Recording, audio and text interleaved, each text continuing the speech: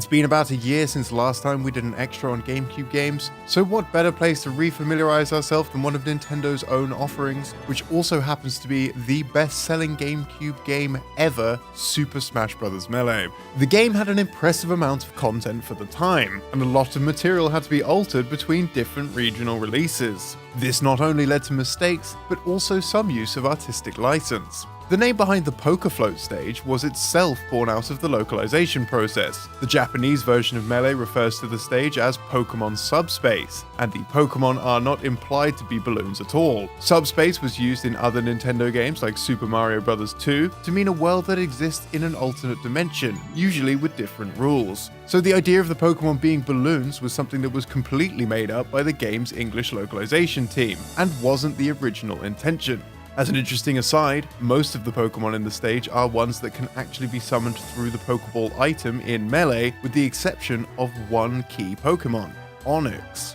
It's unknown if Onix was originally planned to be summonable in Melee, but it's worth pointing out that Onix was summonable in Smash on the N64. Another notable stage name change that occurred during Melee's localization was the unlockable Mario 64 base stage called Rainbow Ride. The Japanese title is Rainbow Cruise, as the stage is closer to the ground than the stage it references from Super Mario 64.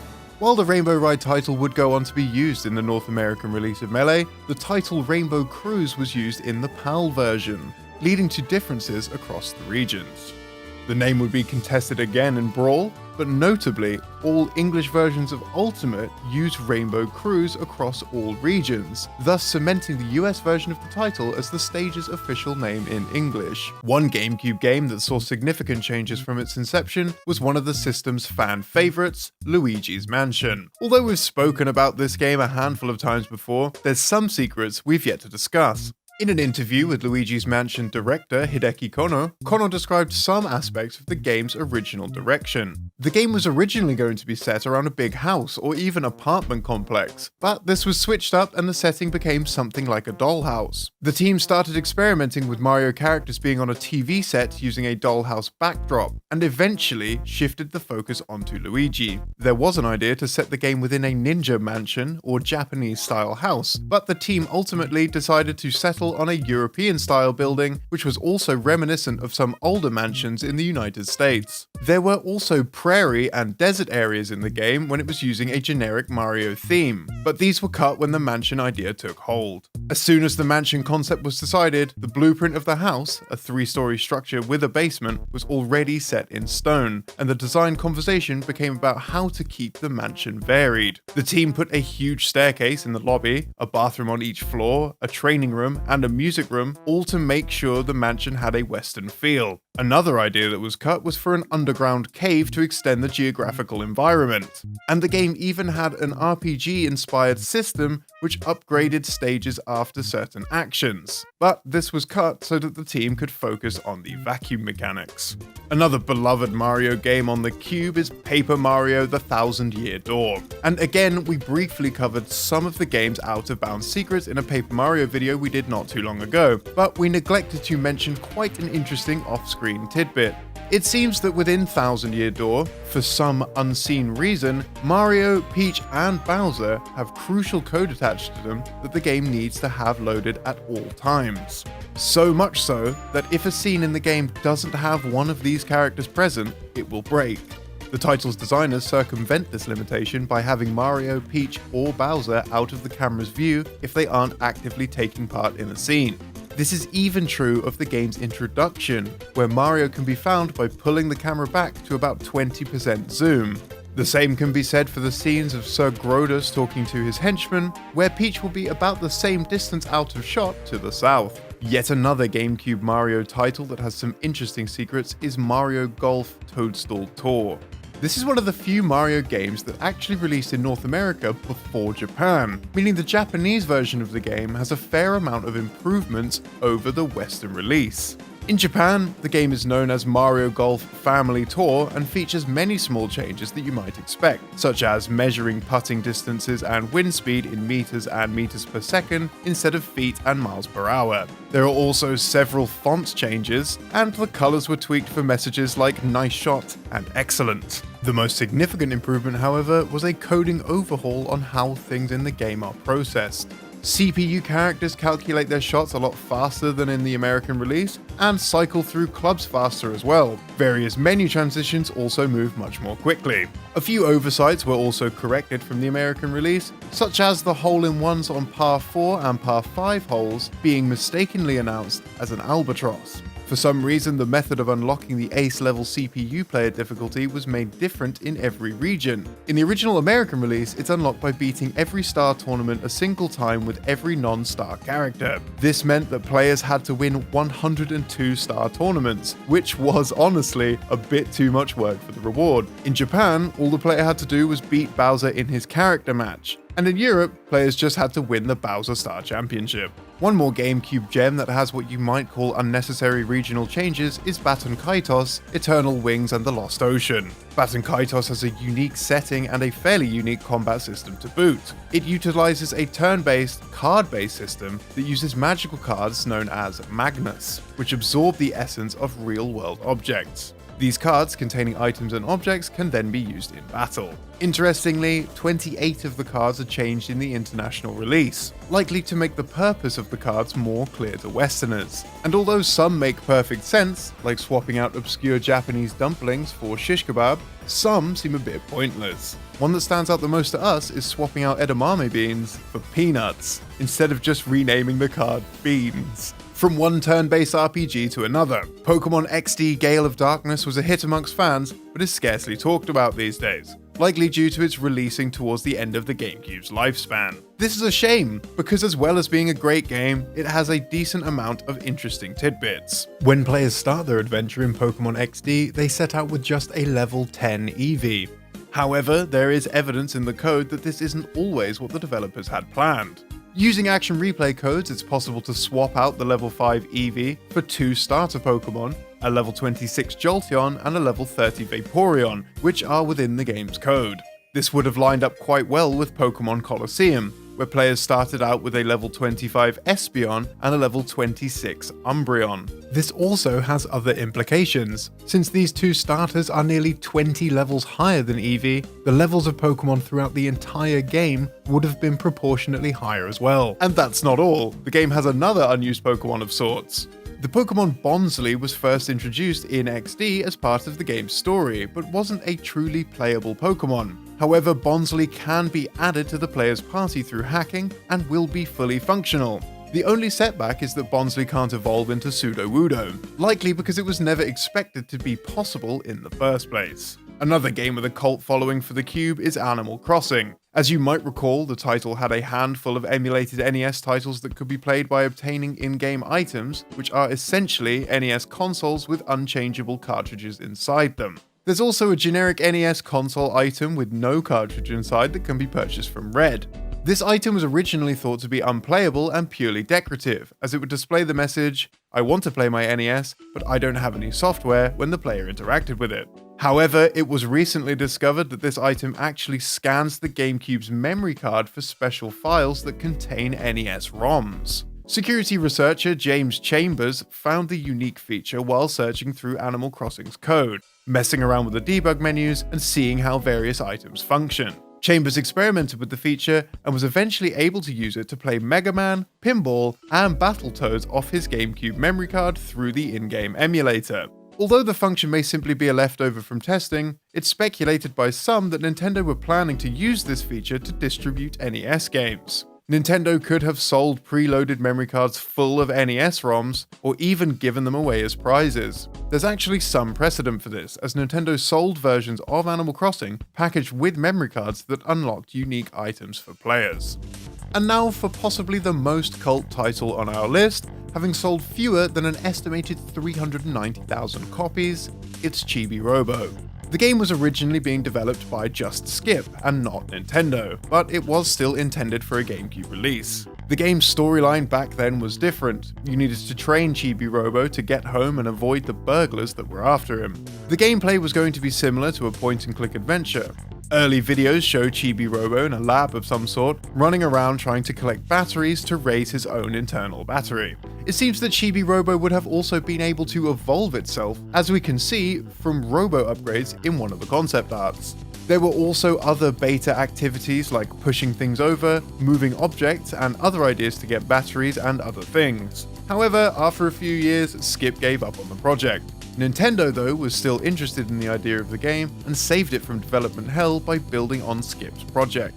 Nintendo reworked the engine into its current action-adventure style, gave it new environments and a new storyline.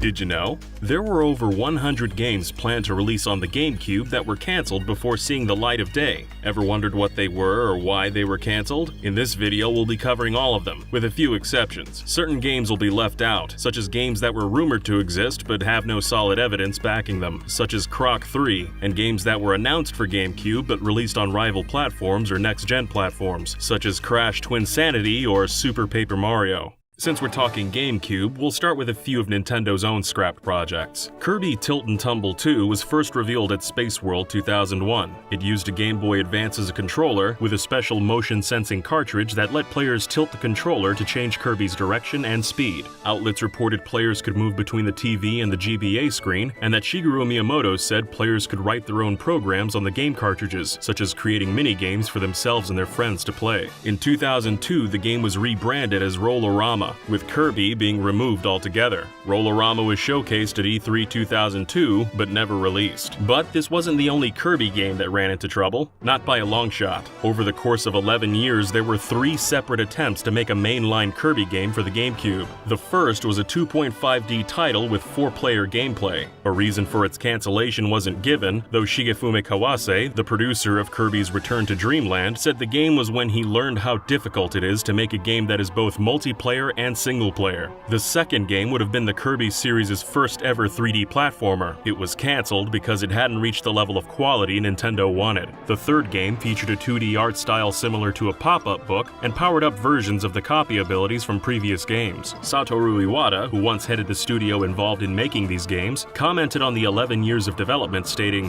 "Miyamoto says that video games are something you never really complete. It's hard when a game simply refuses to come together." All 3 games are collectively referred to by fans as Kirby GCN, Kirby Adventure, or Kirby Legend of the Stars. Though various elements from all 3 of these games found their way into Kirby's Return to Dreamland for the Wii and a few other titles, none of these projects received a true reworking into a new game. Rather, Nintendo considers Kirby's Return to Dreamland the successor to Kirby GCN. Another scrapped title was the mysterious Marionette. This was an unusual Nintendo game accidentally announced alongside Super Mario Sunshine and the Mario 128 tech demo. Shortly after the erroneous listing was published, it was quietly taken down. Despite having Mario in the title and being listed alongside other Mario titles, Marionette wasn't a Mario game. As Miyamoto later told IGN, the game was about controlling a puppet. It aimed to be simple, but also complicated. Marionette had been in development for both the Nintendo 64 and the GameCube, but never got past its initial stages. Miyamoto later commented there was a possibility the game could resurface on the Wii, but it never appeared. Retro Studios, the team behind Metroid Prime, had a series of titles that were cancelled around the time they were first acquired by Nintendo. The game Action Adventure was one of the first projects Retro ever undertook. The game featured 3 female leads fighting evil in a post-apocalyptic planet set in the near future, with a sci-fi setting. Due to the concept, some have speculated aspects of this game were reworked into Metroid Prime. However, this speculation is unfounded. What Action Adventure did do, though, was give Nintendo enough confidence in Retro to let them handle the Metroid franchise. Once the Metroid license was in Retro's hands, the studio terminated the Action Adventure project.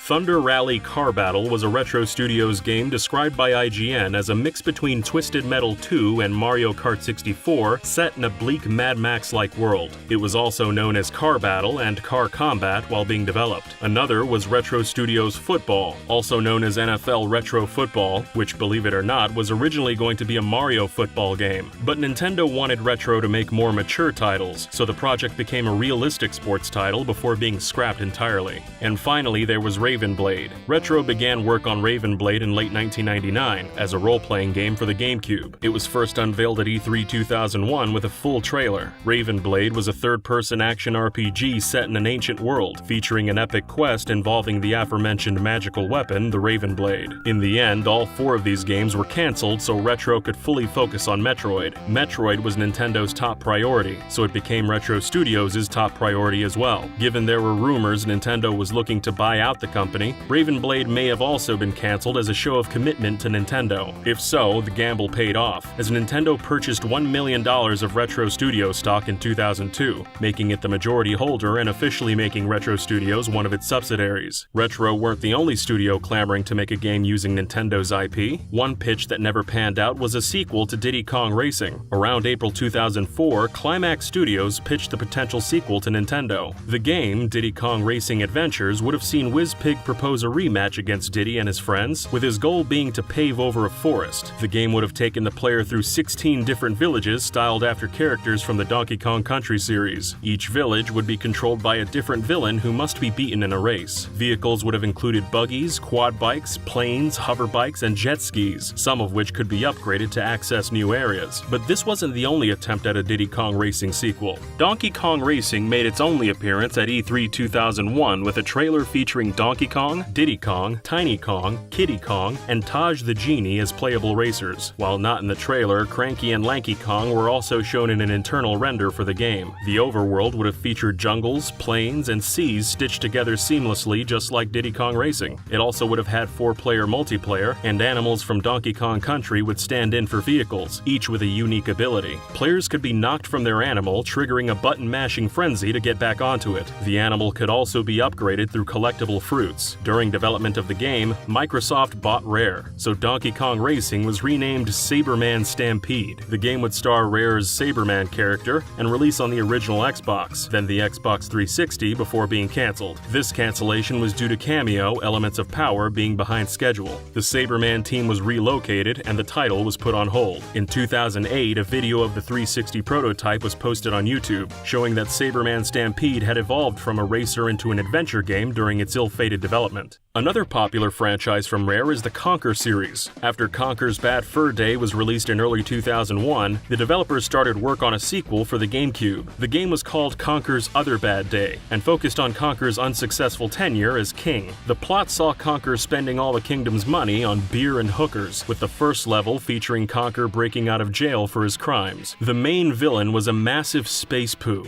the Cthulhu, and the game featured many parodies of the era's movies. There was even an evil doppelganger of Conker. After attempting to sell Rare to Nintendo in the early 2000s, the company was successfully sold to Microsoft in September 2002. Most of Rare's in-development games were moved to the Xbox. Unfortunately for Conker's Other Bad Day, Microsoft wasn't interested in a Conker sequel. Instead, Microsoft had Rare remake the first Conker game with a multiplayer mode, now known as Conker Live and Reloaded. By the time Rare resumed work on Conker's Other Bad Day, the Xbox was reaching the end of its life cycle. Microsoft wanted Rare to move the game to the upcoming Xbox 360, but to Chris Seaver, the lead developer on the game, this was a bad move. In an interview with Eurogamer, Seaver remembers, "I just couldn't face spending another 2 years on a game we'd already spent a year and a half on, so I guess the cancellation was probably my fault." Rare had also worked on a multiplayer-focused Conker game titled Gettin' Medieval, which reused some assets from Conker's Other Bad Day, and would also feature Greg the Grim Reaper as the protagonist. But those weren't the only projects designed by Seaver to get canned. The mixed fantasy MMO Quest allegedly started sometime after Perfect Dark released on the Nintendo 64. It initially started being developed for the GameCube, but moved to Xbox after Microsoft's acquisition of Rare. By that time, the setting of Quest had transformed into a sci-fi MMO shooter. Development was slow, and Microsoft wanted Rare to focus more on its high-profile franchises like Perfect Dark and Conker. Rare was restructured for that purpose, and Quest was put on hold. Then, after Perfect Dark Zero was released, the original fantasy MMO MMO concept of the game came back into development, this time titled Cascade. But Cascade 2 was cancelled. This was due to the team focusing their work on GoldenEye 007 for the Xbox Live Arcade,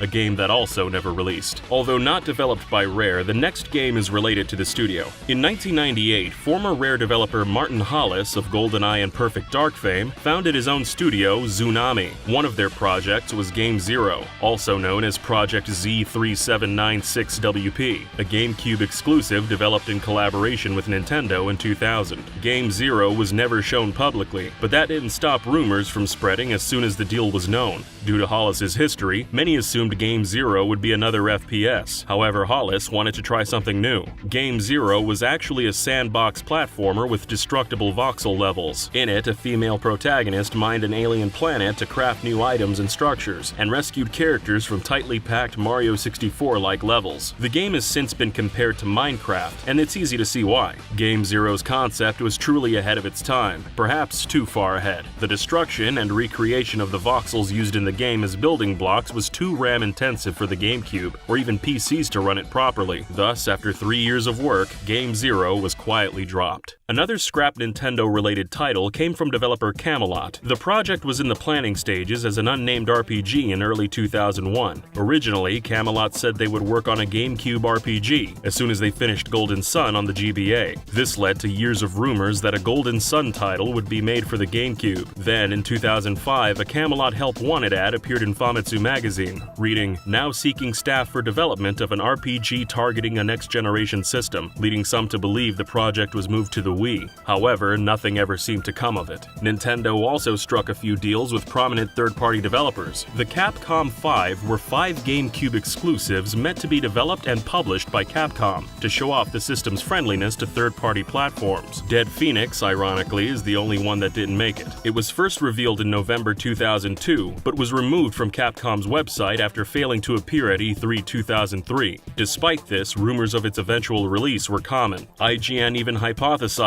it was being remade into a Kid Icarus game, but Capcom has historically refused to comment on the possibility of reviving Dead Phoenix. Seeming to confirm its abandonment, the trademark for the game's name was listed as abandoned at the US Patent and Trademark Office in 2004. This wasn't the only high-profile third-party game to be scrapped. Sega and Overworks were confirmed to be planning a sequel to Skies of Arcadia in June 2001, shortly after the original game was released. Sadly, the original Dreamcast game sold extremely poorly. Worried that the game would be a write-off, Sega tried to make PS2 and GameCube ports to make back some money. The GameCube port came out in 2002 and unfortunately also sold poorly. The PS2 port was ultimately dropped. Then in 2003, Overworks were absorbed into Sega WoW. A year later, the team was split even further by a company restructuring, scattering the Arcadia developers into different teams. A ray of hope came in March 2004 when it was acknowledged a Skies of Arcadia sequel was being planned. Then those hopes were crushed, as in late 2004, Arcadia's producer told German Maniac magazine the sequel was on hold. Nothing on Skies of Arcadia 2 has been announced to date. Another prominent developer, From Software, was also planning an RPG for the GameCube. Gold Star Mountain was a game about capturing, training, and battling monsters. The game's world design was reportedly inspired by Disneyland's various attractions. It was planned to be released in 2002 as a GameCube exclusive. Despite substantial work being done on the game, it was cancelled without explanation. There were many more games that were sad to say never came to fruition. Developed and planned to be published by Midway Games, Crank the Weasel was first revealed at E3 in May 2002. It appeared to be inspired by 1930s American cartoons, with an adult comedic edge in the vein of Conker's Bad Fur Day. Crank would steal things from people and trade them in at pawn shops for cash. He could turn gangs against one another as well, with the ultimate goal of taking over the entire city himself. Humorously, Crank could also rapidly bite and infect a character, which would unleash a frenzied chain reaction of animal biting across the entire level, all set to the tune of Benny Hill's famous theme. The game was intended to be released on GameCube, PS2, and Xbox. While it was cancelled in 2003, a prototype demo and its developer environment was leaked in 2017.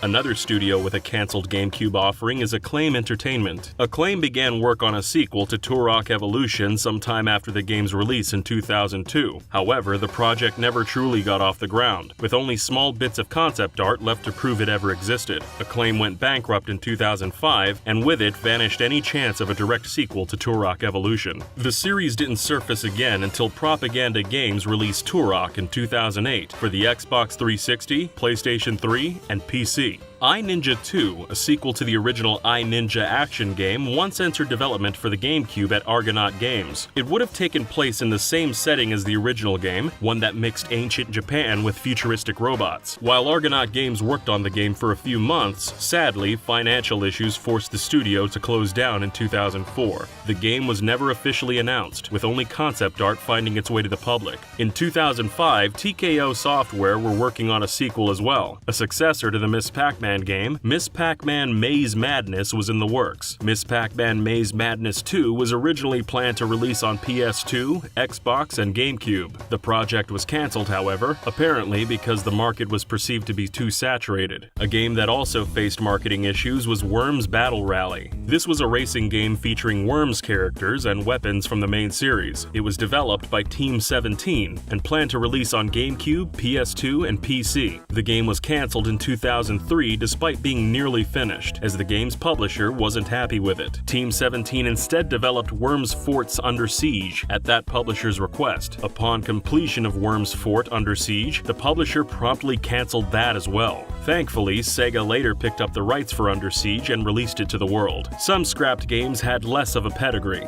Developed by Warthog and announced in July 2004, MILO and the Rainbow Nasties went through a whirlwind before its cancellation. It was a cartoonish, colorful game with a plot similar to Super Mario Sunshine. The player would assume the role of Milo, who with his pet chameleon had to bring color back to a world whose color was eaten away by bugs. Originally developed for the GameCube, PS2, and Xbox, Milo and the Rainbow Nasties eventually became a Gizmodo exclusive. In 2006, the owners of Warthog, Tiger Telematics, went bankrupt, and the game was cancelled. There's one way to ensure your game has the funding to make it to market, and that's to create a licensed game. Still, licensed games tend to come with their own issues. Metallica Damage Inc. was a licensed Metallica game announced in June 2003, being developed by Climax Studios. Rather than a music or rhythm-based game, Damage Inc. would have been a car combat game. Players could customize and swap out their vehicles, and could even hijack and steal other cars. As part of the deal, Metallica planned to release a song exclusively for the game. Allegedly, due to licensing issues, publisher Vivendi Games was looking for a reason to cancel the project. In 2016, P2P Online released footage of the game that had never before been seen, giving us all a taste of what could have been. Speaking of leaked footage, video of a never officially announced South Park game surfaced in August of 2014 after being discovered on Xbox development kits. It was originally intended to be the first game to officially map out the entire town of South Park, and would have released on the GameCube and PS2 as well as the Xbox. All 4 main characters would have been playable, with certain side characters also planned to make an appearance. The gameplay featured missions inspired by the show, such as Cartman attempting to sneak into a Special Olympics game. One of the higher-ups working on the game was said to be unprofessional, and is a possible reason the project didn't end up finishing with Ubisoft, as this person was later fired. LEGO Technic's Bionicle, also known as LEGO Bionicle: The Legend of Matanui, was a near-finished licensed game that wound up being canned at the last minute. It was first revealed in January 2001, with a PC version planned for the same year, and a GameCube version in spring 2002.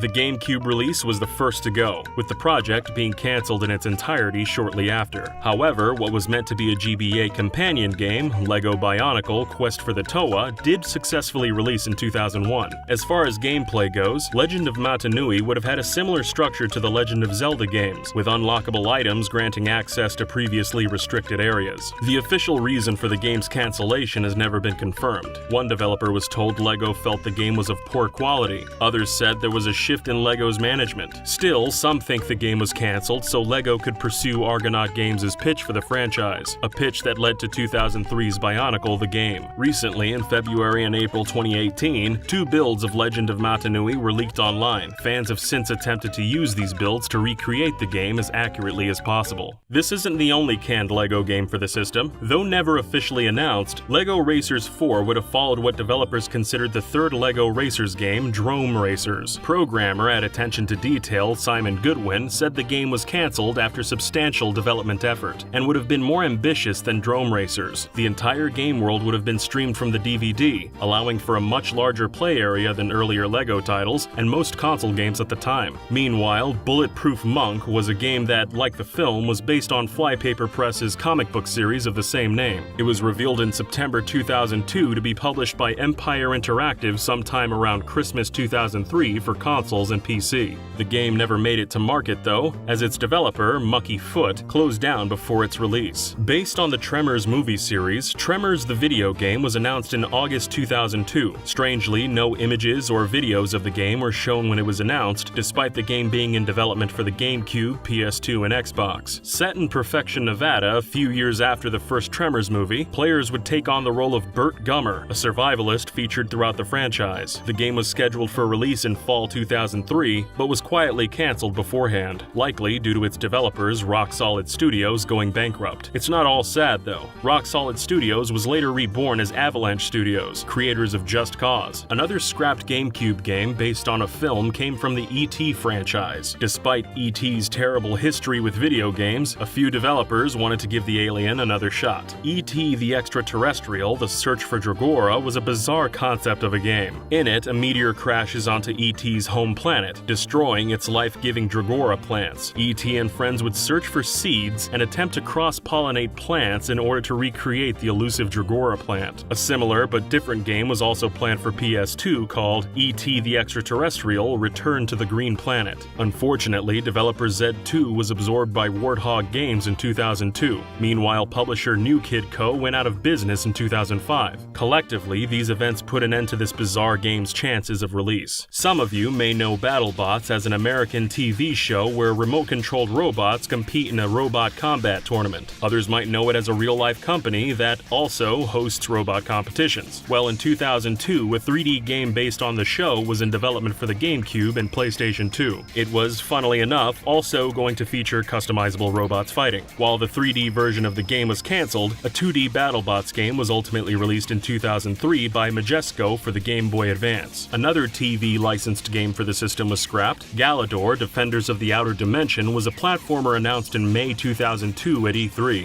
A PS2 version of the game was also planned, along with a 2D side-scroller for the GBA with the same concept. Players would take on the role of Nick Bluetooth, the hero of the Outer Dimension. He'd fight his way through 4 unique realms to rescue his friends from the evil tyrant Gorm. Of the games being developed, only the GBA game was actually released. Due to financial instability, the remaining Galidor versions were cancelled, and the team making the game were laid off. Games based on cartoons seemed to be popular during this time. Rocket Power Zero Gravity Zone would have been a spiritual successor to the skateboarding game Rocket Power Beach Bandit. It was in development during 2002 to 2003 for GameCube, PS2, and Xbox, but was never released. Then, in September 2009, Andrew Borman of P2P Online won an auction for an early alpha build of the game. He documented much of the build on his YouTube channel, preserving the developers' work on the game for history. In 2000, BAM Entertainment partnered with Cartoon Network to release games based on yet another cartoon license, the Powerpuff Girls. The Powerpuff Girls Shock of Ages was the last Powerpuff game to be announced by BAM, but it was never released. It's confirmed to have been in development during 2003. However, the last game BAM ever developed for Cartoon Network was Samurai Jack: The Amulet of Time, released in 2003. Some believe Shock of Ages was cancelled due to licensing issues, or because the relationship between BAM and Cartoon Network went sour. It's also possible financial issues were to blame, as both BAM and the game's developer, Sonari Interactive, haven't made a game since 2005. In 2018, a former developer shared details about G.I. Joe Operation Ultra, a previously unknown title. It was being made by Hasbro and Radical Entertainment of The Simpsons Hit and Run and Crash of the Titans fame for GameCube, PS2, and Xbox. According to the developer, the game would have featured 16 missions that broke down into 4 acts each. Based on the popular G.I. Joe toy line, it seems Hasbro got quite far in the design process for the game. Regardless, Radical Entertainment never fully started development. Another famous figurine or doll line also had a canned game on GameCube. Barbie Treasures in Time was a Barbie action-adventure game developed by Sierra and meant to be published by Vivendi Games. It was planned to release exclusively on GameCube in 2003. Players would have been able to join Barbie in her most exciting adventure ever, helping her travel through time, ancient towns, lagoons, shipwrecks, and forests to find lost treasures and unlock her way home. It also seemed to feature one of the more active versions of in-game Barbie, with her being being able to flip, dive, and jump around obstacles. With a doll line just as popular, it's not surprising Bratz wanted to get in on that licensing money, perhaps a little too much. Bratz Formal Funk, alternatively known as Bratz Party Night, was in development in 2003. It was planned for the GameCube and PS2, but was never released due to what essentially amounts to a legal nightmare. In 2002, Ubisoft entered a licensing deal with MGA to publish Bratz video games. Not long after this, the popularity of the Bratz brand exploded. Now feeling unsatisfied with the deal, MGA tried to force a renegotiation of the license in 2003. When Ubisoft refused, MGA sued Ubisoft and took the license to other publishers. Ubisoft countersued, alleging MGA's termination of the license was invalid. The case was decided in Ubisoft's favor in 2008, and they were awarded $13.2 million for lost profits, damages, legal fees, and interest. As for Formal Funk, several of its ideas appear to have been reused in Bratz Rock Angels and Forever Diamonds. Last time we touched on a few cancelled titles that Nintendo developed themselves or hope to publish, but there's still a few more to cover. As far as non-traditional approaches to controls go, Yoshi Touch and Go experienced something of a transformation during development. Yoshi Touch and Go originally started out as a puzzle platformer on GameCube, with Yoshi as the playable character protecting Baby Mario. However, around the same time the Yoshi GameCube title was in production, other developers at Nintendo were experimenting with the idea of drawing as an integral gameplay element. During E3 2004, Nintendo showcased this new drawing gameplay in a separate tech demo for the Nintendo DS called Balloon Trip. This demo featured players protecting Baby Mario, who was tied to balloons. The players had to draw lines of clouds in the sky to guide Baby Mario to safety. The demo was well received, so the decision was made to revamp the GameCube Yoshi title to feature this gameplay. Yoshi Touch and Go became a DS game, and the original puzzle platformer GameCube game was left behind. Another Nintendo title with experimental gameplay, Stage Debut, was announced at E3 in May of 2002 and intended for a 2004 release. Similar to Mario Artist's Talent Studio for the 64DD, in Stage Debut, players would take a picture of their face using the Game Boy Advance Game Eye. They would then be able to put their image on a 3D model and interact with the game's virtual world. Though an interesting concept with many applications, IGN noted at the time that there wasn't much to Stage Debut other than changing the actors and the scenarios. The game ended up indefinitely delayed, likely because the Game Eye was cancelled. Nevertheless, the game still made an impact. In a 2008 IGN interview, Shigeru Miyamoto said Stage Debut was an inspiration for the Wii's Mii channel. On top of this, Tomodachi Collection later reused some of the ideas planned for Stage Debut.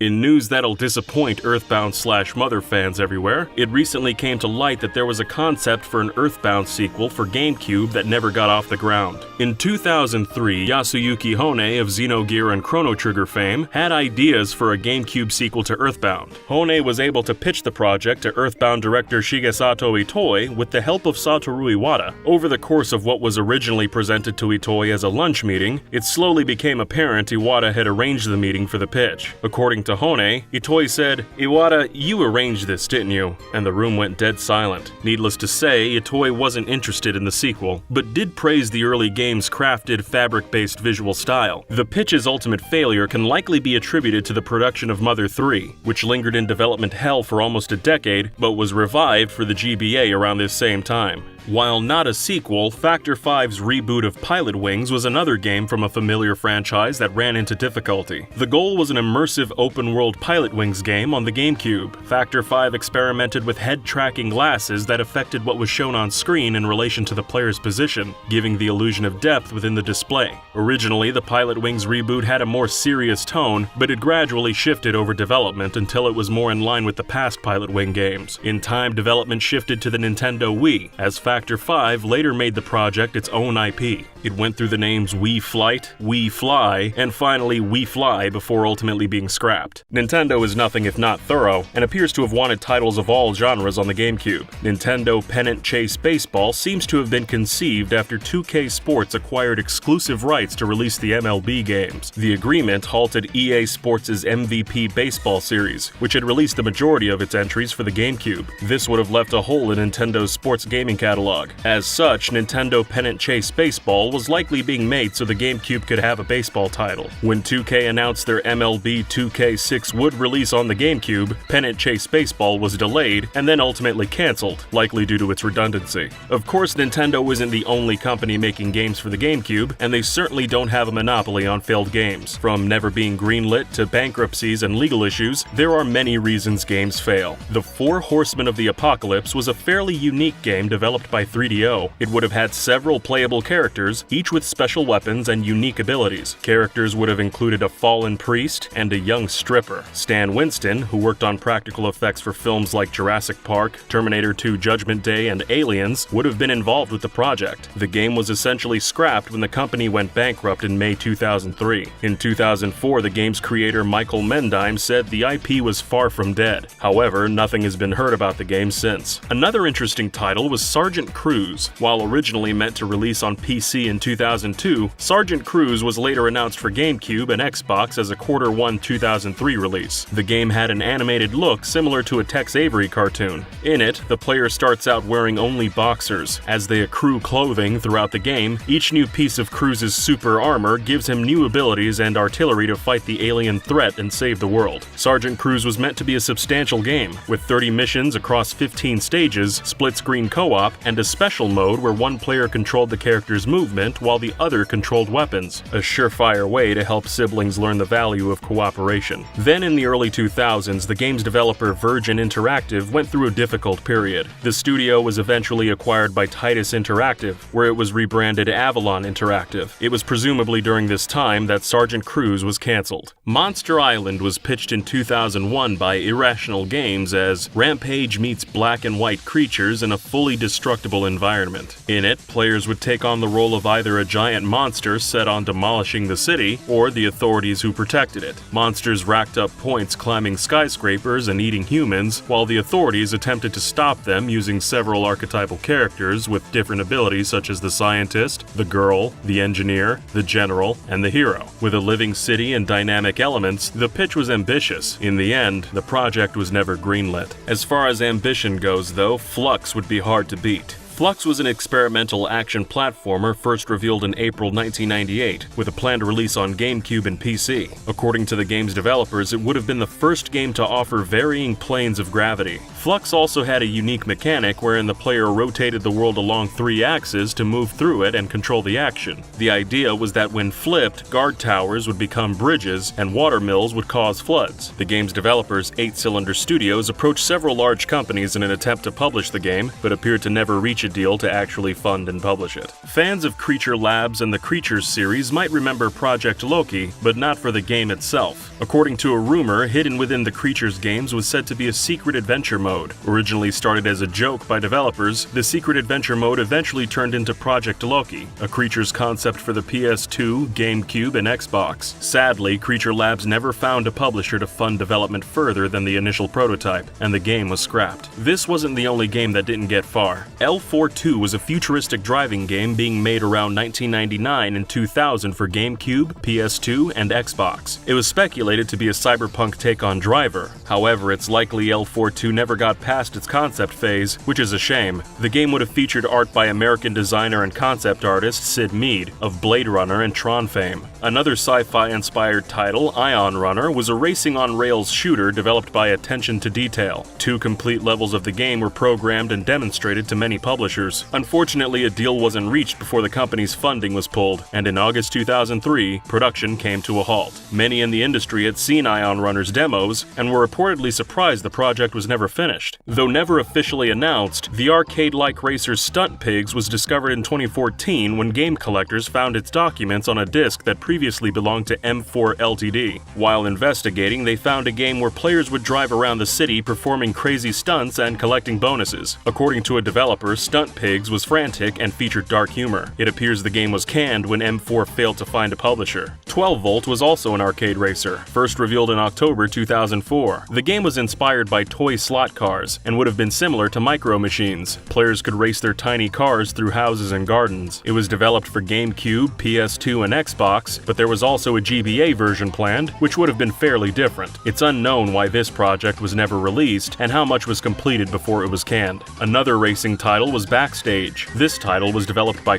Space and was first revealed in 2003. Players became scooter rider Zack as he whizzed around an LA-like city performing different tasks like deliveries, taxi rides, collections, races, and even photography, all in an attempt to break into the film industry. One of its main features was its sophisticated traffic system. Zack never got his big break, and the game never saw daylight. Some may remember a 1990 MS-DOS racing game named Stunt Driver, in which players made their own tracks and raced them, either alone or with AI opponents. At some point, a new Stunt Driver was planned for the GameCube, and was even one of the earliest games announced for the system. It was also planned for PS2, but both versions were cancelled. Yet another driving game was the deceptively titled Knights, which wasn't a medieval fantasy game, but rather a combat car title. Developed by Eden Games and planned to be published by Atari, Knights would have released on GameCube, PS2, and Xbox. However, in May 2002, Eden Games was sold to Infogrames, and Knights vanished without a trace. Doomsday Rescue was one of the more unique car combat concepts out there, starting off with a deadly asteroid shower hurtling towards Earth. Humanity's only hope is to relocate to Mars via rockets within 24 hours. Players are in charge of this effort, transporting scientists, doctors, politicians, and a few ordinary people through riots and disasters to the safe haven of the escape rockets. If the player accomplishes all of this, they too will be whisked away from Earth to start a new life on Mars. Doomsday Rescue was in development by Beyond Games in 2002, but was cancelled along with its other games, presumably because the company went bankrupt. Although the GameCube had some standout horror titles, it could have had even more. Nightmare Creatures 3 was a survival horror game developed by Callisto for GameCube, PS2, and Xbox in 2002. The game's original concept involved a heroine exploring 19th century Prague as a human during the day and merging with a raven to transform into a beast by night. As the beast, she would battle the monsters of her occultist nemesis, Adam Crowley. Ubisoft obtained publishing rights, but before the game could be finished, Callisto went out of business. Ubisoft then took over development. Reportedly, they threw out the previous concept and redesigned the game from the ground up.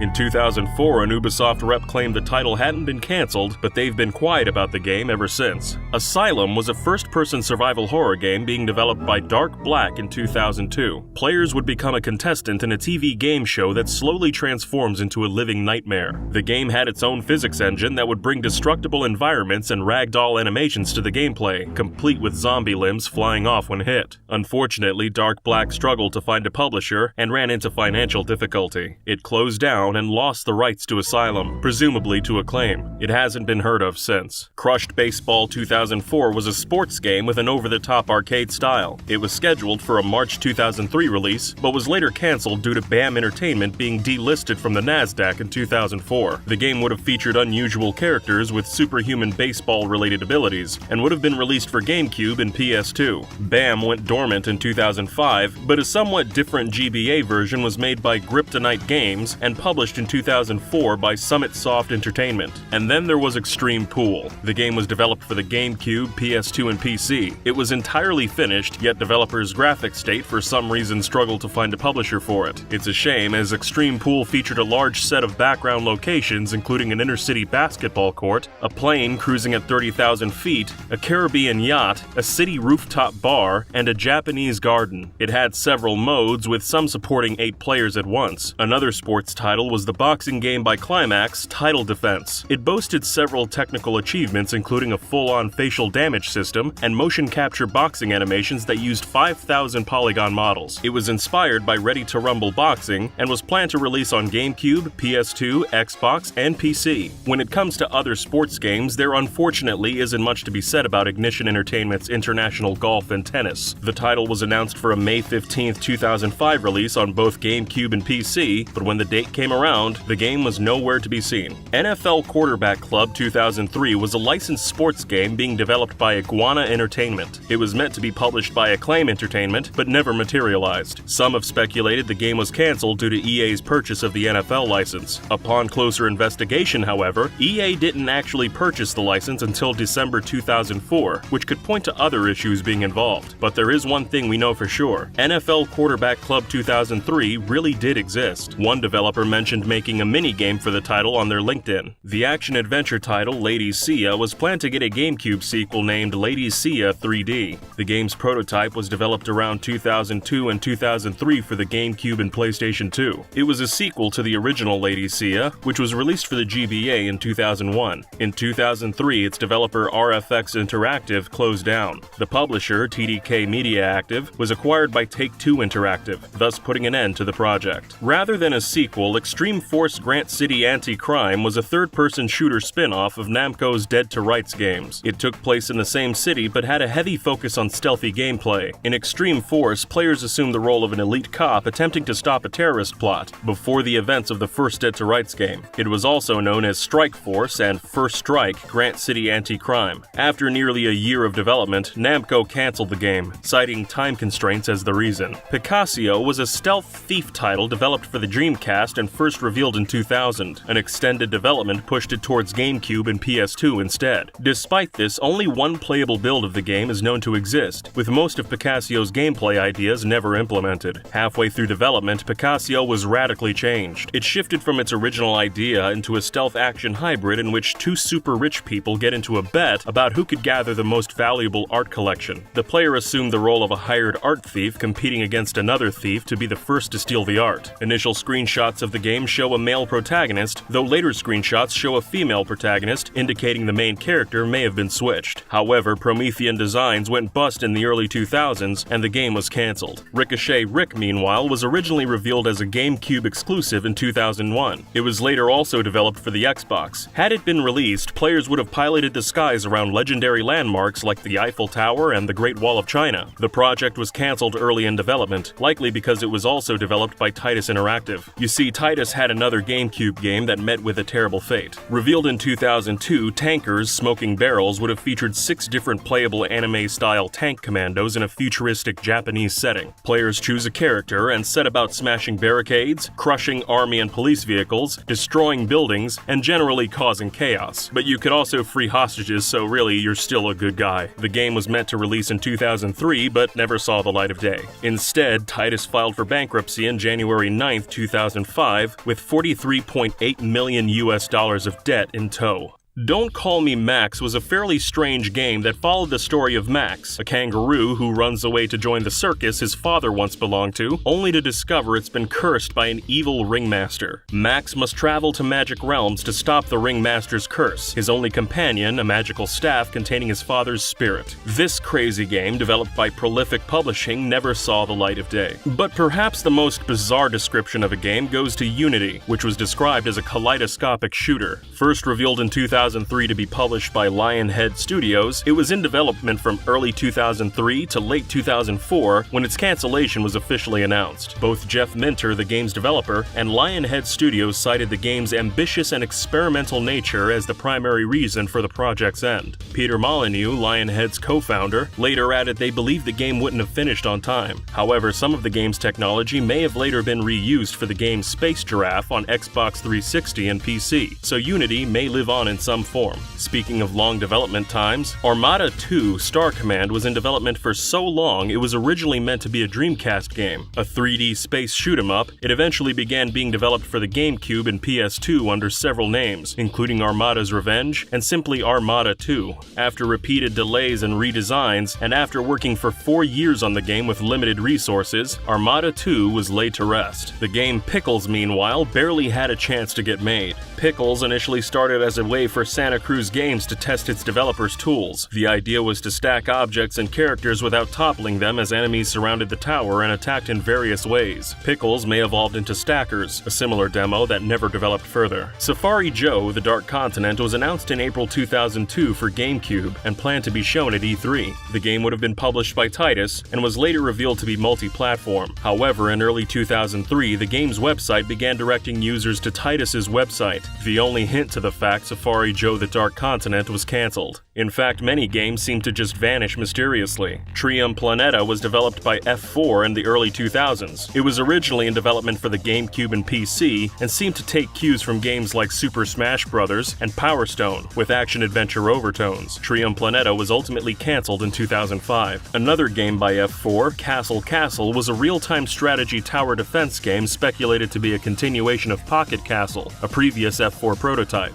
Castle Castle was never released. Street Kings was a 3-on-3 basketball game, developed and meant to be published by Konami. Players would have started out as a hobbyist basketball player, at length ascending to become an all-star. While it was announced in early 2003 for GameCube and PlayStation 2, it was quietly cancelled the same year for reasons unknown. The ill-fated Kid Ninja: Spirit of the Dragon was developed by Asylum Entertainment, originally meant for release for the GameCube, PS2, and Xbox in 2003. The project was scrapped, but the game was later revived, this time for development for the Wii. This game, too, was scrapped, leaving the Spirit of the Dragon a simple ghost. Another cancellation was Savage Safari Hunt, a hunting game announced for GameCube, PS2, and PC in 2004. In it, players would explore African jungles where dinosaur-like monsters reigned. Players could hunt 20 beasts across 10 missions with 10 weapons and other survival gear. The game had a running prototype, but Savage Safari Hunt was mysteriously cancelled. Both developer Coresoft and publisher Crave Entertainment continued to make games for many years after the expected release in 2005, making this a bit of a mystery. Another game that would have been interesting to see was Dead Rush, which was announced at E3 2004 with a 2005 release date. In it, an amnesiac named Jake must discover why the town of Eastport is riddled with zombies after an earthquake destroys most of humanity. Rather ambitiously, the devs wanted the game to have only a single loading screen on boot up.